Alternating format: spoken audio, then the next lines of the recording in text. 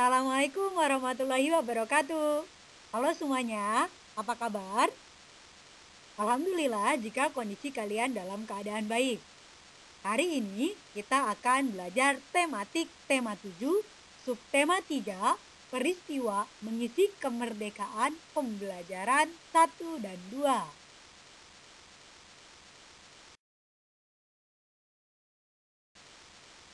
Seperti biasa, sebelum Ibu mulai melanjutkan menjelaskan materi pada pertemuan hari ini, ada beberapa pertanyaan yang kalian harus jawab.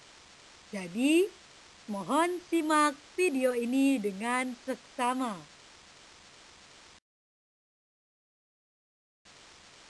Mengidentifikasi surat undangan.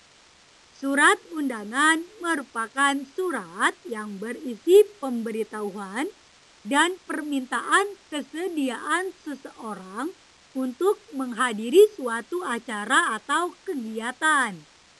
Beberapa tempat seperti sekolah dan perkantoran menggunakan surat undangan sebagai pemberitahuan. Surat undangan menggunakan kalimat yang efektif, singkat, padat, dan jelas. Tujuannya agar pembaca memahami isi surat undangan yang diterima.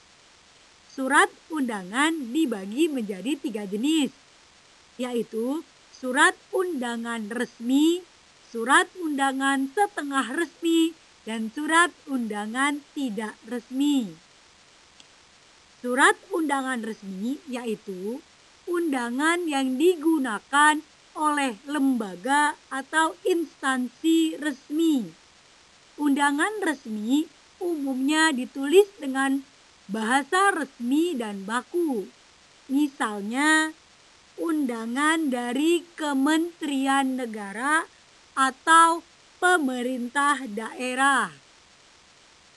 Undangan setengah resmi yaitu undangan yang mengatasnamakan perorangan yang ditujukan ke perorangan maupun instansi atau organisasi. Contohnya surat lamaran kerja.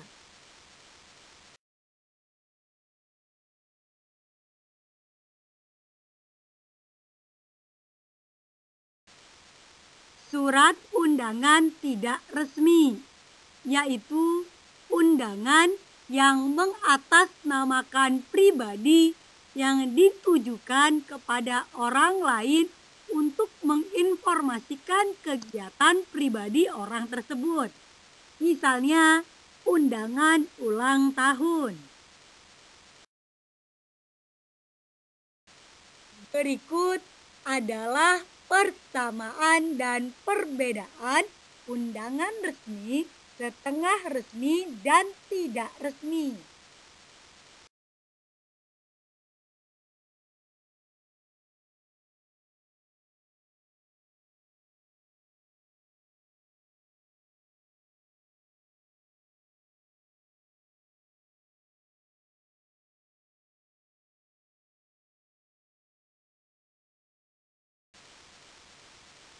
Perubahan wujud benda.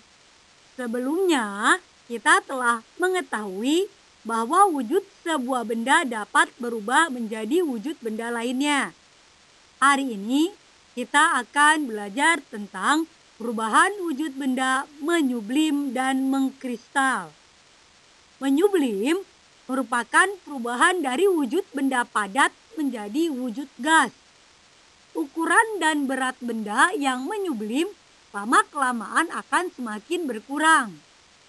Contohnya, pewangi ruangan berbentuk padat lama-kelamaan akan mengecil dan habis. Kapur barus yang ditempatkan di suatu ruangan lama-kelamaan akan semakin mengecil dan akhirnya habis. Dry ice atau es kering yang dibiarkan pada suhu ruang akan berubah menjadi gas karbon dioksida. Kemudian mengkristal, yaitu perubahan wujud benda dari benda gas menjadi benda padat. Umumnya, proses mengkristal terjadi akibat dipengaruhi suhu yang sangat dingin. Contohnya, lubang knalpot menjadi hitam dan mengering karena gas karbon dioksida yang dikeluarkan menjadi padat. Berubahnya uap menjadi salju, serta bunga es yang menempel di dinding freezer kulkas.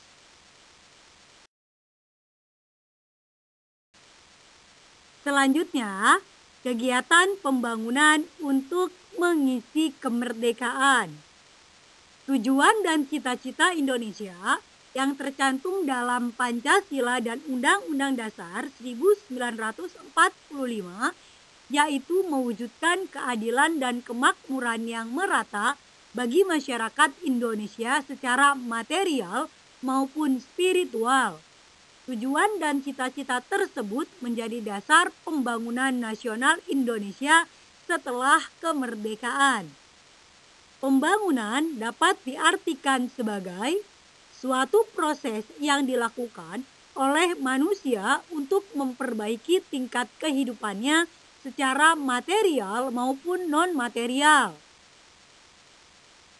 Pembangunan juga dapat diartikan sebagai usaha untuk menciptakan kemakmuran dan kesejahteraan rakyat yang hasilnya dapat dinikmati oleh seluruh rakyat secara adil dan merata.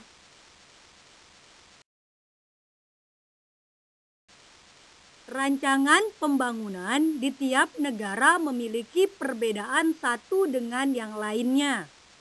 Hal ini terjadi karena adanya perbedaan kemampuan ekonomi negara dan kebutuhan yang ada dalam masyarakat di masing-masing negara tersebut. Berdasarkan tingkat ekonominya, Indonesia tergolong sebagai negara berkembang. Oleh karena itu, bangsa Indonesia masih memerlukan pembangunan secara menyeluruh di berbagai bidang, baik ekonomi, sosial, budaya, dan politik. Pembangunan yang dilakukan pemerintah, contohnya adalah pembangunan fasilitas umum seperti berikut. Pembangunan bendungan bertujuan untuk memenuhi kebutuhan air masyarakat, pembangkit listrik, pencegah air, dan tempat wisata. Pembangunan jembatan bertujuan sebagai sarana transportasi yang menghubungkan masyarakat dan mendorong pemerataan.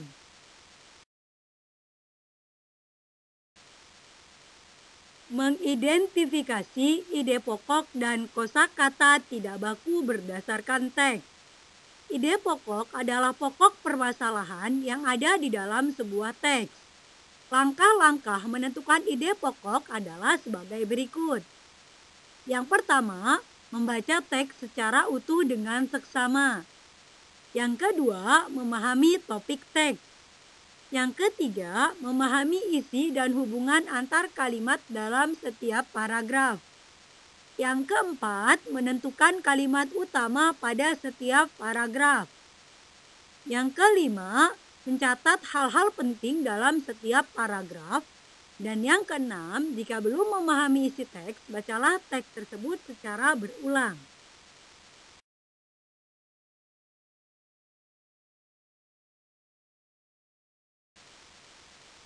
Karya seni rupa daerah. Indonesia merupakan negara dengan keanekaragaman suku bangsa.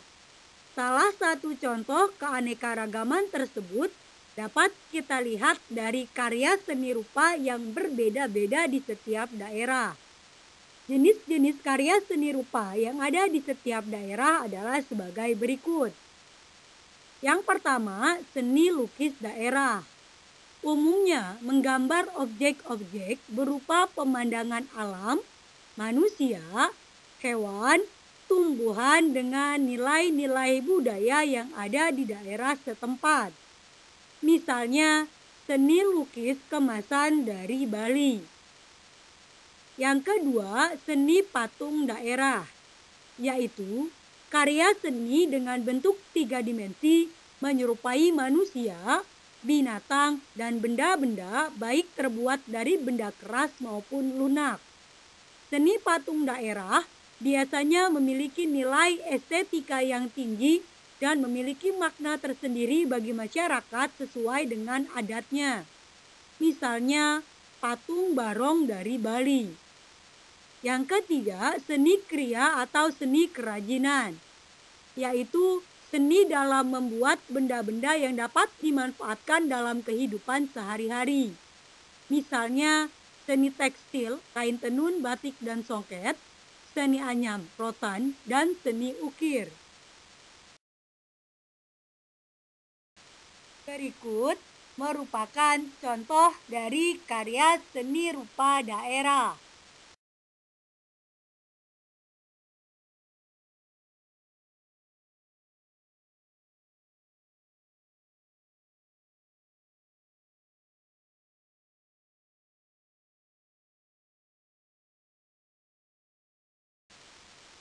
Demikian materi untuk pertemuan hari ini. Kurang lebihnya Ibu mohon maaf. Atas perhatiannya Ibu ucapkan terima kasih. Sampai bertemu lagi di materi selanjutnya. Assalamualaikum warahmatullahi wabarakatuh.